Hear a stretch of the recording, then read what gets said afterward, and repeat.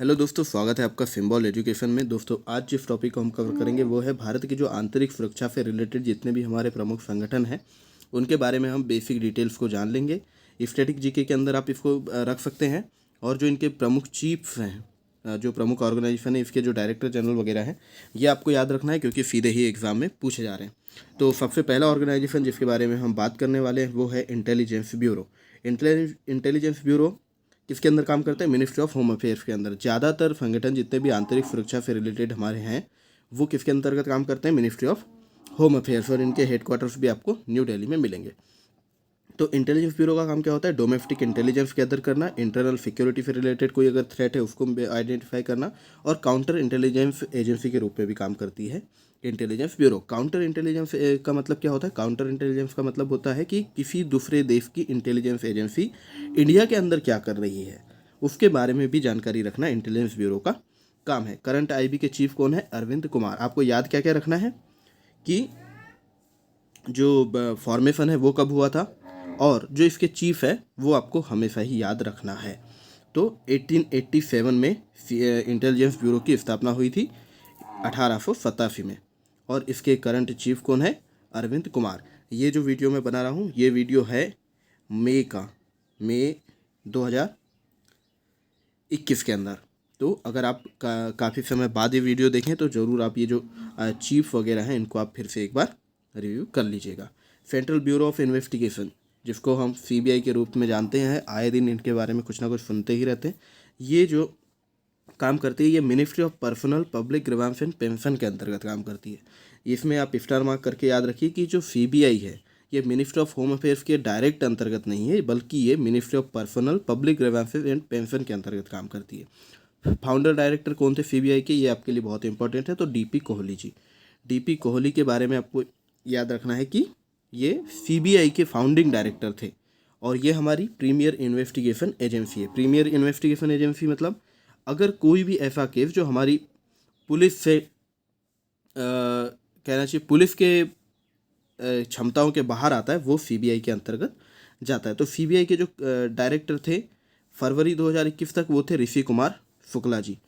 और उसके बाद 25 मई तक, जब तक कि सुबोध कुमार जायसवाल जो सीआईएसएफ के डायरेक्टर थे उन्हें अब सीबीआई का प्रभार दिया गया। तो सुबोध कुमार जायसवाल जी जो हैं इनके डायरेक्टर बनने के पहले तक प्रवीण सिन्हा जी जो थे वो इंटरिम चीफ थे। मैं आपको क्यों बता रहा हूँ ये सब इतना डिटेल में?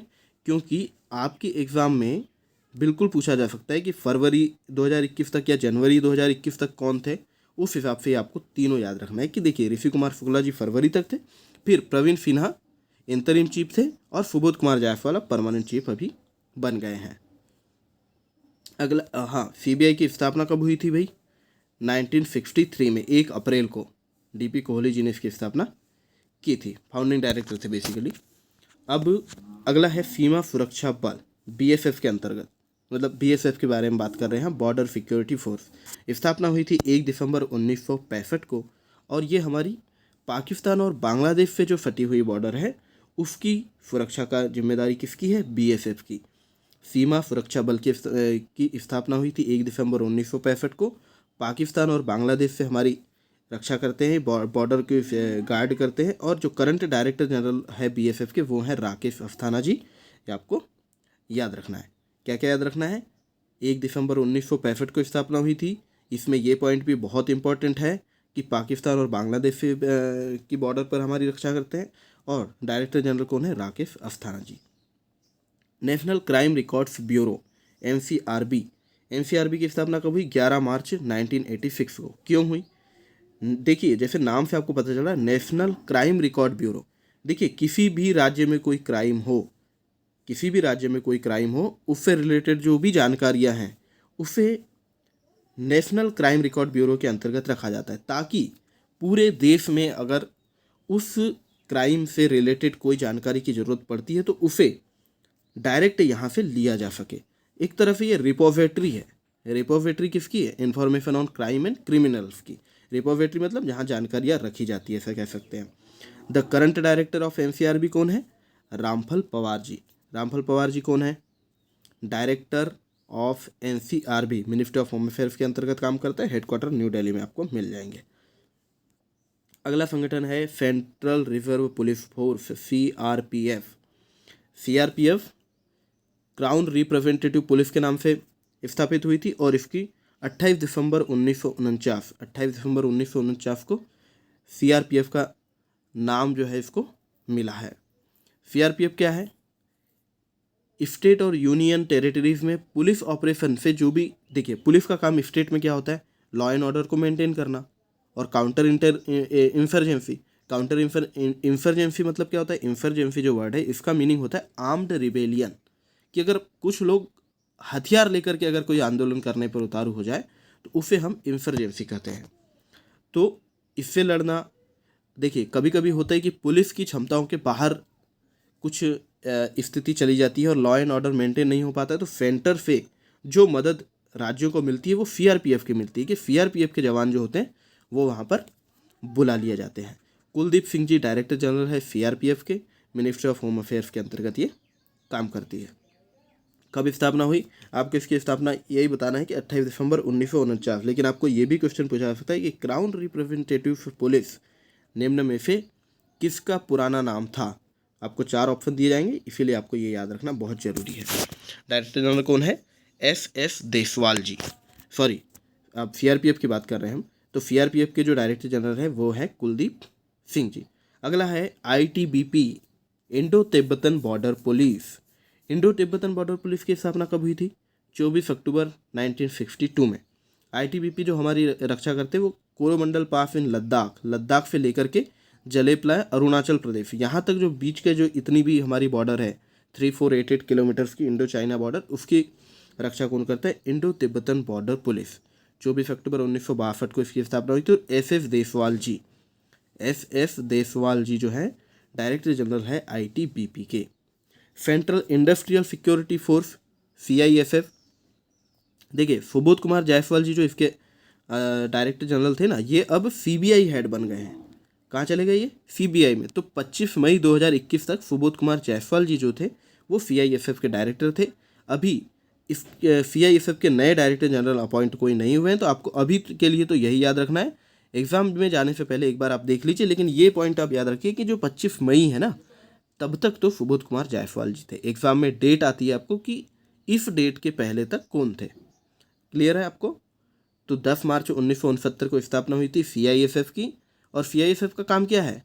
हमारे जितने भी पब्लिक सेक्टर अंडरटेकिंग्स है, जैसे गेल, भेल, सेल, ये सब की जो सुरक्षा है, ONGC, ये सब कंपनियां जो हमारी सरकारी कंपनियां हैं, पब्लिक सेक्टर अंडरटेकिंग्स जिसको कहते हैं, PSU के नाम से आप जानते हैं, उनकी जो सुरक्षा होती है वो CISF करती है।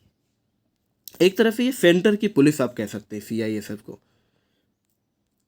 अब असम राइफल्स जो है one of the oldest forces में से एक है। इसकी स्थापना हुई थी 1835 में, फाउंडेड 1835 में हुई थी। और जो इसका नाम जो इसको मिला है असम राइफल्स, ये कब मिला है? ये मिला है 1917 में। और इसका जो हेडक्वार्टर है वो आपको कहाँ मिलेगा? शिलोंग में। याद रखना मुश्किल बिल्कुल नहीं है, क्योंकि असम राइफल्स का हेडक्वार्टर शिलोंग में है। ये क्या करते हैं? हमारी जो तिब्बत से जुड़ी हुई असम में हिमालयन रीजन की जो बॉर्डर है उसकी स्थापना करते हैं। देखिए हमारा जो ITBP है वो तो पूरा बॉर्डर की रक्षा करती ही है, लेकिन जो तिब्बत से लगा हुआ जो हमारी बॉर्डर है असम हिमालय रीजन वाली, वहाँ पर जो है असम राइफल्स है। और डायरेक्टर जनरल कौन है? SS सांगवान। देखिए SS देसवाल जी जो है वो ITBP के हैं, और SS सांगवान जो है वो असम राइफल्स के। आपको याद रखने में आसानी हो जाएगी इससे। अब है नेशनल सिक्योरिटी गार्ड, NSG का जो मेन काम है NSG का वो क्या है? Counter terrorism unit. अगर मान लीजिए आप देखिए, अगर कहीं पर कुछ टेररिस्ट ने कब्जा कर दिया किसी जगह पर, उनको छुड़ाने का काम कौन रहेगा? नेशनल सिक्योरिटी गार्ड का, NSG का। एकदम जब फेस टू फेस करना होता है टेररिस्ट लोगों से, काउंटर टेररिज्म के कोई काम करने होते, तब वहाँ पर नेशनल सिक्योरिटी गार्ड्स NSG जो है वो एक्शन में आती है। इसकी स्थापना हुई थी 22 सितंबर 1986 को। 22 सितंबर 1986 को स्थापना हुई थी NSG की। डायरेक्टर जनरल कौन है? श्री MA गणपति जी। MA गणपति जी डायरेक्टर जनरल है नेशनल सिक्योरिटी गार्ड के। इसकी स्थापना हुई थी 22 सितंबर 1986 को। National cadet corps, most favourite topic है ये एग्जामिनर्स का, नेशनल कैडेट कॉर्प्स एनसीसी। देखिए एनसीसी में जो 3 लोगों में जो 3 पट्टियां हैं ना, ये हमारी तीनों सेनाओं को रिप्रेजेंट करती है। तो आपको अगर पूछा जाए कभी परीक्षा में कि एनसीसी किस भारतीय सेना को रिप्रेजेंट करती है, तो उसमें आपको याद रखना है कि तीनों को रिप्रेजेंट करती है। ये हमारा एक तरह से यूथ विंग है इंडियन आर्म्ड फोर्सेस का। आर्म्ड फोर्सेस मतलब जल सेना, थल सेना, वायु सेना सभी इसके अंतर्गत आती हैं। तो एनसीसी की स्थापना कब हुई थी? 16 अप्रैल 1948 को। मैं चाहूँगा कि आप एनसीसी के बारे में पूरा डिटेल में सारी जानकारियाँ एक बार खुद से भी पढ़ें, किसने स्थापना किया था, कब किया था ये सारी चीज़ें आपको भी पता होनी चाहिए, इन जनरल भी आपको पता होनी चाहिए। तो 16 अप्रैल 1948 को देश के आज़ाद होने के बाद 16 अप्रैल 1948 को एनसीसी की स्थापना हुई थी। ये यूथ विंग है हमारी आर्म्ड फोर्सेस का। और नेशनल कैडेट कॉर्प्स के डायरेक्टर जनरल जो है, ये कॉर्प्स का मतलब होता है पुलिस।